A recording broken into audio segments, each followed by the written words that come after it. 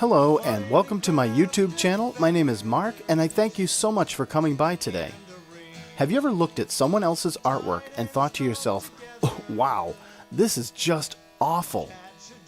Maybe it was at a friend's house or at a museum or gallery or even on social media, but wherever it was, there was just something about that artwork you didn't like, not at all. Maybe it was the colors, maybe it was the subject matter, or maybe it was the skill level of the artist who created it. I know it's happened to me more times than I care to remember.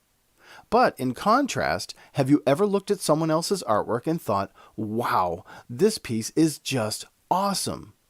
So much so that you took a picture of it, saved it to your computer, or maybe even tried to recreate it yourself. Again, was it the colors, the subject matter, or maybe the skill that went into it? And for me, I can't remember how many times this has happened as well. Artwork has the powerful ability to move us and trigger our emotions, sometimes positively and of course, sometimes negatively. Oddly enough, most of the artwork we see on a regular basis actually has no effect on us at all. That's right, this is the kind of artwork that offers nothing to stir our emotions or leave a lasting impression on us.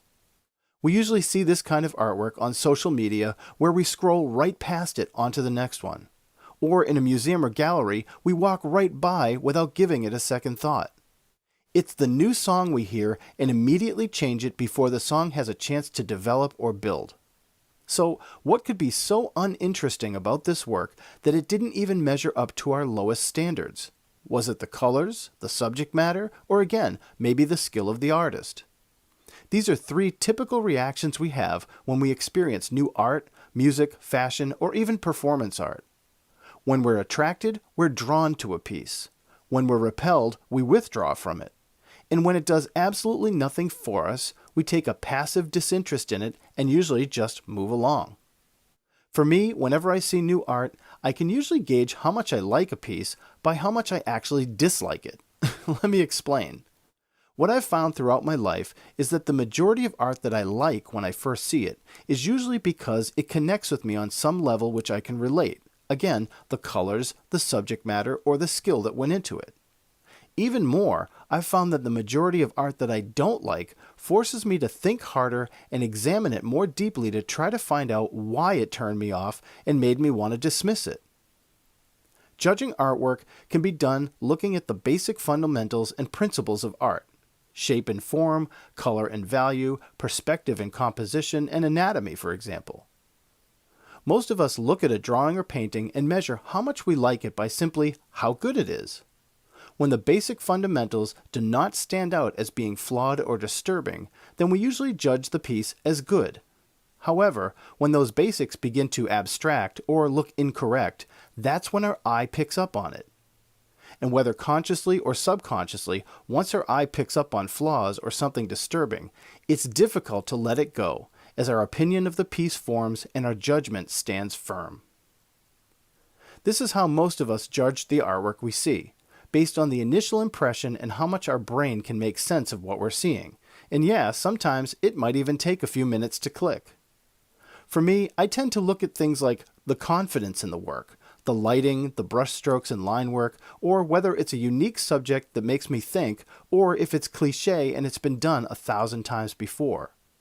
This is what I respond to, and in many cases, I've come back to a piece that I didn't like, only to find there's something worth appreciating there, something I may have missed before. In particular, I think of this 1992 painting by Peter Hawley called Kirk. I first saw this painting shortly after it was created when I was an art student many years ago.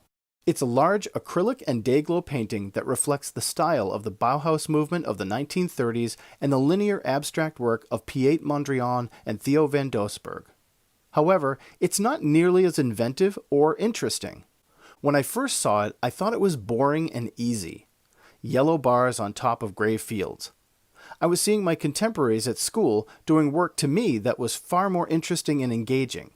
I couldn't understand how this piece qualified to be part of a major museum exhibition. I walked away from it scratching my head. But as I toured the rest of the exhibit, my mind kept going back to this painting and I kept saying to myself, what was I missing? And it really bothered me. So I went back and I gave it another look. I stood there for about 30 minutes staring at this piece, trying to figure out what I was missing. And after looking at it for so long, my mind sort of went into this meditative state where I wasn't really looking at it anymore. I had tuned out the sounds around me, could sense my heart beating, and let the painting sort of wash over me. And that's when it happened. Suddenly, as I was gazing into the center of the painting, in the middle of those yellow bars, I began to notice an incredible optical effect that hit me like a rogue wave. The most amazing haze of purple began to appear around the day-glow yellow bars, and the more I looked at it, the more intense the purple became. It was wonderful. I would even suggest you pause this video right here, right now, and try it yourself. Just stop and stare into the center of the painting and let the effect happen in your eyes. So, why does this happen? Well, once I caught on to what was going on with this painting, I realized it was basic color theory. An optical effect I read about back when I studied the work of Johannes Itten. And if you already know how this works, well, please pardon my explanation. For those who don't know, this effect happens when we place a primary color on top of a neutral field. Our eyes take in the light information, which is limited to just one primary color, yellow. Our brain tries to fill in the missing information, the other two primaries, red and blue, by assigning them to the neutral field around the yellow. Red and blue make purple, and that's where the purple haze comes from. Except it's a really intense version of purple that's created only in our brain. It's not really there. And to me, that's really cool. And even though I still feel the same about the rest of this artist's work, this painting has become one of my personal favorites. The artistic epiphany I had with this painting made me realize I should never judge a work of art on first glance without knowing more information about it, like what went into it, the history behind it, and what was it that either attracted me or repelled me from it or made me take no interest at all. Because frankly, who am I to stand here and judge someone else's creativity or work of art? And that's what today's discussion is all about, how we judge artwork, both other people's and our own, and how to properly and intelligently develop an informed, educated opinion of our experience when looking at someone else's artwork. So let's talk about this and more right after this coffee break.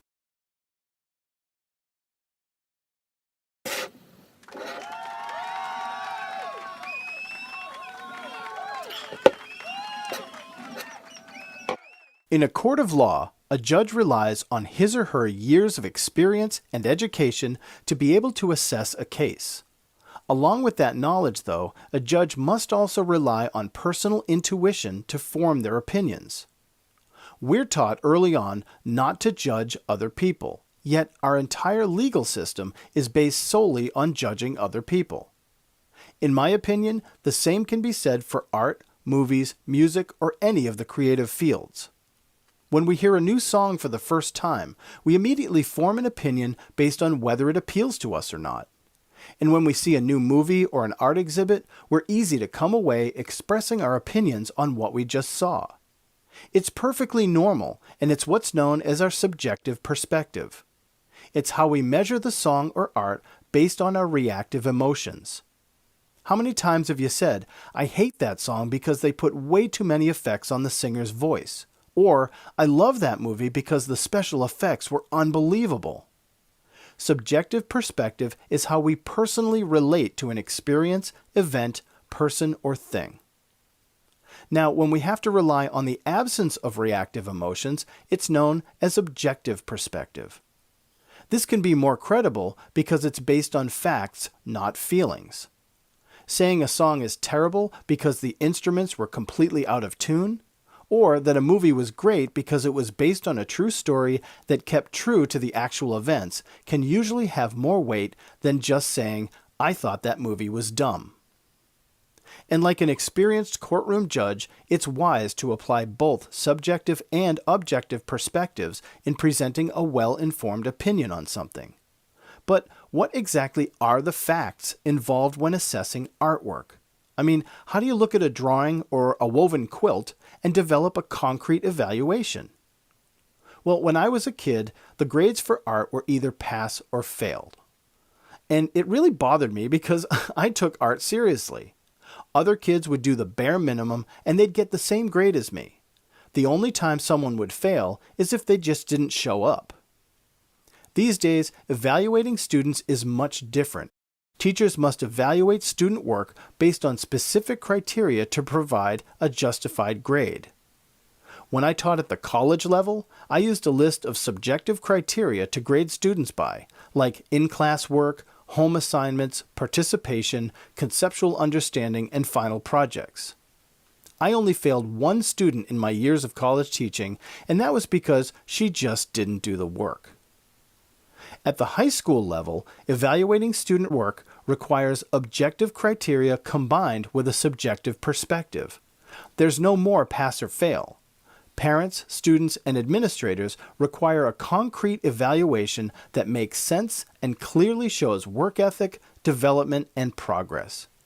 And this is where we used a set of criteria called the habits of mind. This method of evaluation is based on teaching, cultivating, observing, and assessing students within the learning environment. The original habits of mind were 16 life-related problem-solving skills developed by authors Bina Kalick and Arthur Costa. In the classroom, we can refine these to 9 specific habits broken down into percentages and, along with a final grade, allow teachers to evaluate student artwork accurately and fairly. What's even better is that we can also apply these same habits in evaluating our own artwork, as well as the work of others with a more informed understanding of their creative process. So, what are these habits of mind? Well, in this context, a habit is a pattern of intellectual behavior that can lead to a productive action. And understanding these behaviors and the actions they may produce help us understand an artist's creative process, while also being able to apply both our subjective and objective perspectives. These habits of mind can help track progress, keep students on task and focused, measure their abilities to see skill improvement, and help assess their involvement and intent throughout each phase of a project. Again, these habits of mind can also be applied to our own creative process as well. The following habits are the criteria I used when teaching at the high school level. And like I said, these can be used in assessing student work, but can also be a valuable tool in considering the work of other artists as well as ourselves to have a better, clearer insight as to what went into the work. So when we say, wow, that painting is just awful, perhaps applying these habits of mind can help us rethink that subjective perspective and get us to look at the piece more objectively with an open mind to understanding what really went into it. So it's not just a picture on a wall or a song on the radio. Let's discuss these habits of mind and how they can help us when evaluating artwork, both our own work and the work of other artists. The first habit is persistence. This deals with the amount of time, energy, and focus put into our work. It's about how we stand firm and forge through challenges despite all factors. In most creative projects, a point comes when we feel overwhelmed or that we're out of our depth. Being able to see our way through that point and figure out how to make the project work is persistence. And this accounts for 10% of a grade and is evident in any piece of work where it's clear there were challenges. Number 2, experimentation. This is how we move through the different conceptual options in approaching a project. It's how we explore different materials, mediums, and techniques and how we're going to execute the project without limiting ourselves and seeing all opportunities as available to us.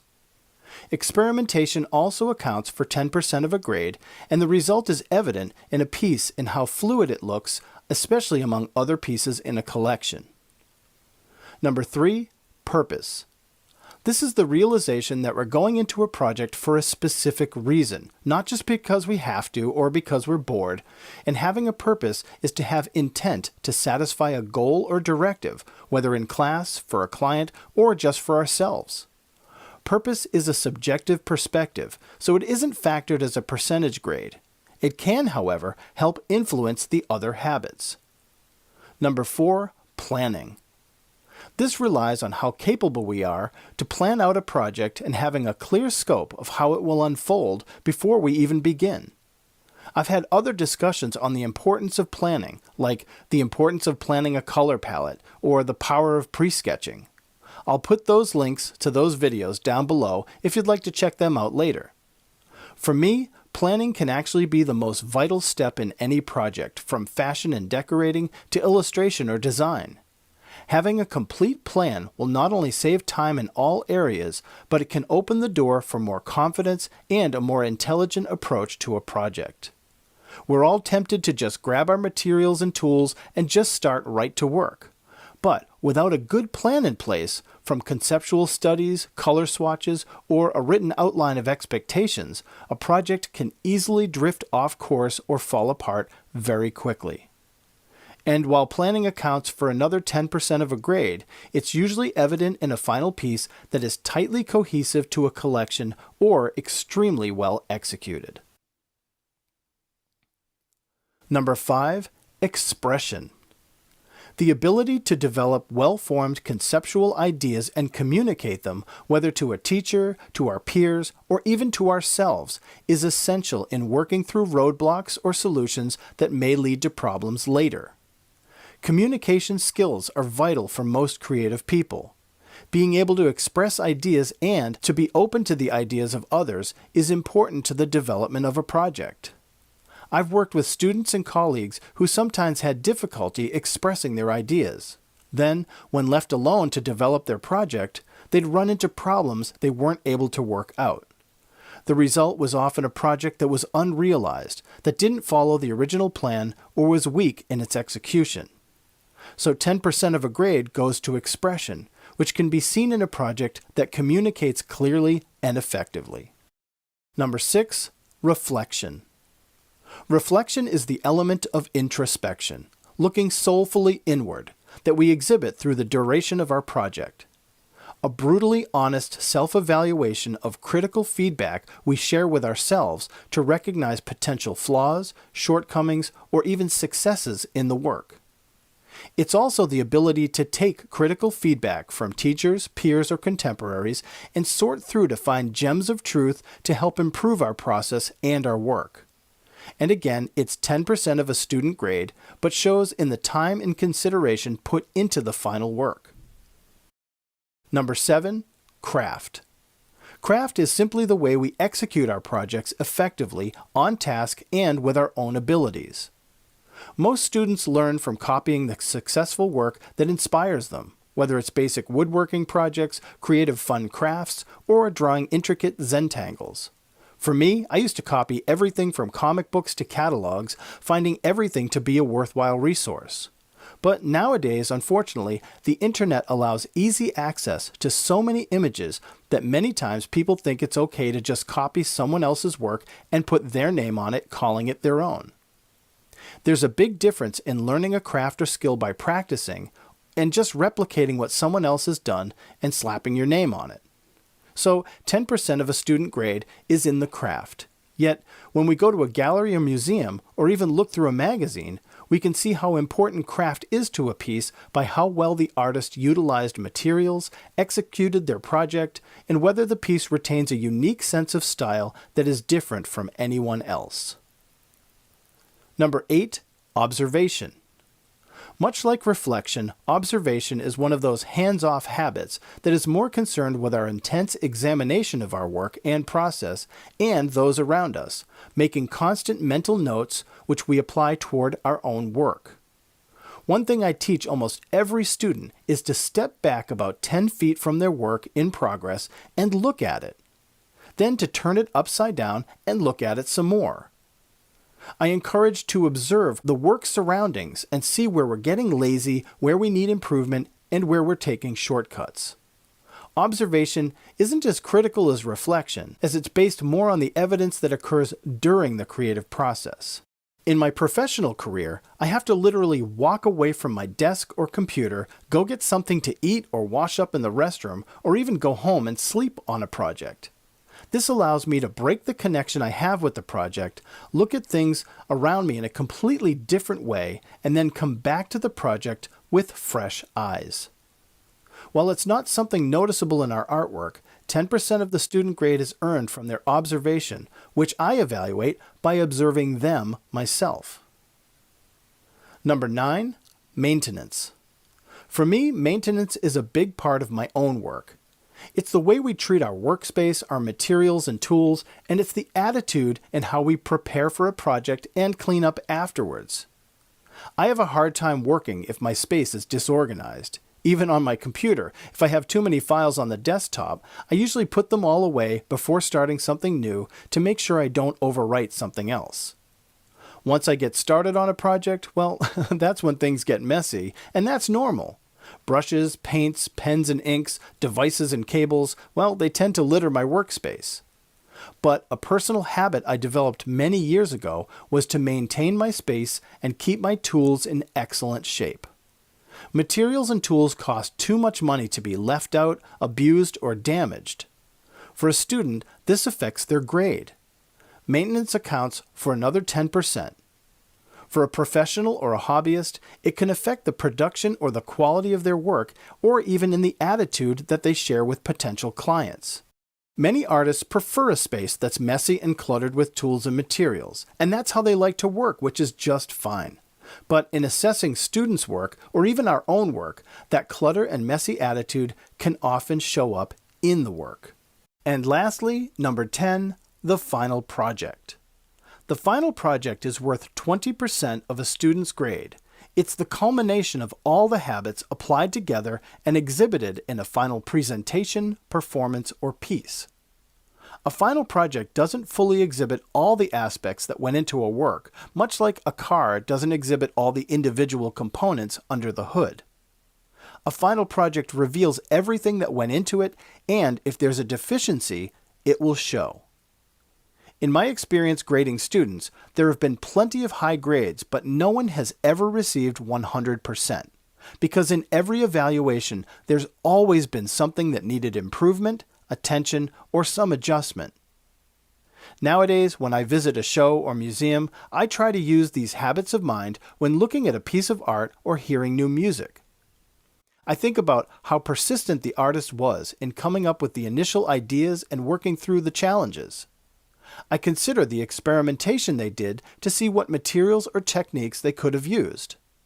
I look for the purpose of the piece, to see what message it holds, what function it has, or the emotion it tries to evoke. I question the planning that went into it, and whether it looks rushed or well thought out. I ask myself whether the piece expresses the artist's views, ideas, or thoughts clearly, or are they obscured? And often I'll step away from the work and reflect on how my experience was with it. Was it good or bad? I regard the craft that went into the piece, seeing what confidence there was in each line, phrase, or stroke. I observe how the piece looks in its environment, as well as within a body of work, and if it makes sense. I also examine the work to see how well maintained it is, whether it's defective, not made well, not cared for, or if it's even falling apart. Like I said, I can apply these habits of mine to my own work, seeing how well I adhered to each one of them throughout my own projects. And when I do, I'm able to go from looking at my work with a subjective perspective to a more objective perspective and make adjustments where needed. Of course, it doesn't always work, and often I'll see areas that are flawed or need improvement after the piece has been finished or released or published. Sometimes I kick myself because while no one else may notice it, I notice it. And that's what this is really all about. Being able to create work, understand the purpose behind it, and give ourselves a fair and honest evaluation to help us improve and become better at what we love doing. Also, it's important to remember that while using the habits of mind to better evaluate artwork, to understand an artist's process, it is by no means a way to judge the work of other artists or to hinder the creative spirit from being expressed. To me, I would much rather see an untrained expressive work of art that's all over the place than an overthought, overproduced, cliché body of work that draws no inspiration or emotion no matter how good it looks. I hope you enjoyed this video today and that the discussion was meaningful for you. I'd also enjoy hearing your thoughts on this topic and your experiences in how your artwork has been graded, so please feel free to leave your comments below. Thank you so much for watching today, and if you haven't subscribed to the channel, please do, and I'd love to bring you more content like this in the future. As always, I'm grateful for your time. Thank you so much again, and God bless.